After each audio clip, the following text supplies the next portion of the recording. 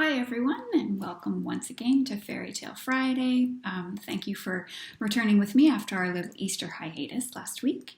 Today I'm going to be reading a fairy tale from the book White as Milk, Red as Blood, The Forgotten Fairy Tales of FRANZ Xavier von Schönwerth. This edition is translated by Shelley Tanaka. Today the tale that I'm going to read you is The Enchanted Crow. In a meadow sat a man on horseback, fast asleep. Along came a crow who pecked at the horse until it reared up and woke the rider. "Why are you nipping at my steed?" cried the horseman. "To wake you up," said the crow, "because you've been sleeping here for 3 years." The rider looked down and saw from his incredibly long beard that this was indeed the case. "Tell me, how can I thank you?" he said.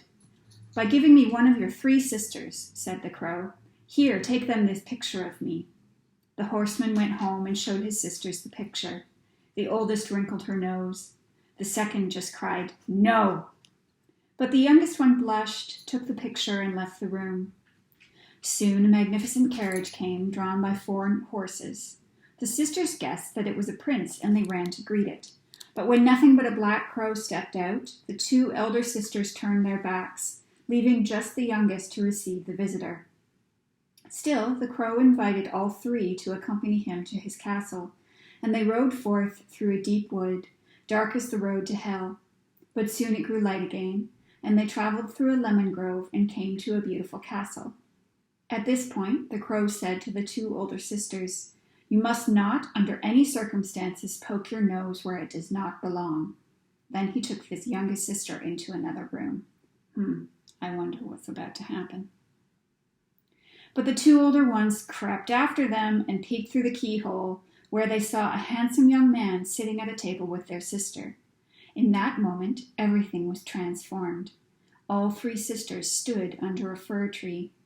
The crow screeched at them from the branches. "Only the youngest of you can still help me now," he said.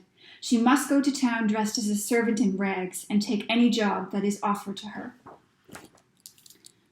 So she went to the town in rags and was about to be taken away by the bailiff when a clerk came and asked whether she was willing to be a servant, and was she able to cook and clean, and he took her to serve his count. It soon became apparent that she did not know how to do anything at all. The food was burnt, the silverware was even dirtier than before. The gardener, gamekeeper, and houseboy sneered at her and showered her with insults and ridicule, making her weep bitter tears.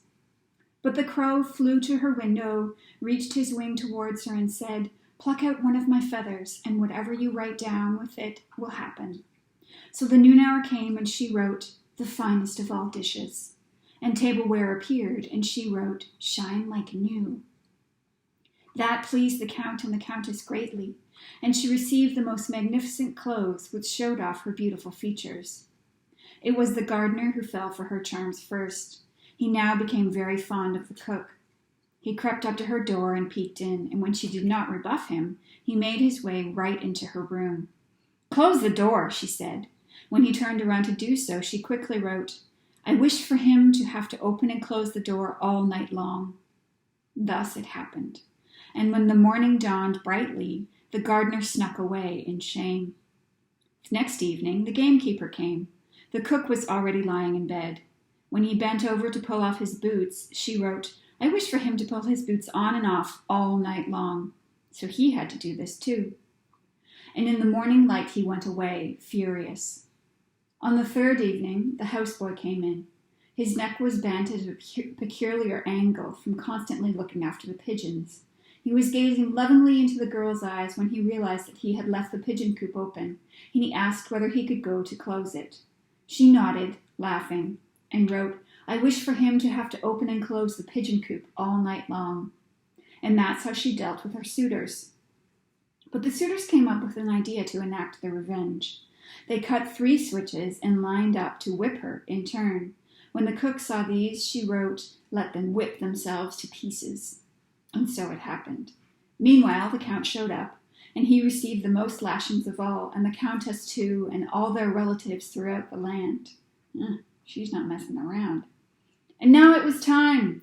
The crow came, this time as a prince, and he fetched the beautiful cook and took her home. Short and sweet today. Well, short and filled with blood, as it were. Again, this is White as Milk, Red as Blood, the Forgotten Fairy Tales of Franz Xavier von Schönwerth, translated by Shelley Tanaka. Wonderful, wonderful book. Beautiful illustrations by the artist Willow Dawson. I highly recommend you pick it up. Thank you again for joining me today, and I will see you next week for another edition of Fairy Tale Friday. Have a wonderful weekend, everybody.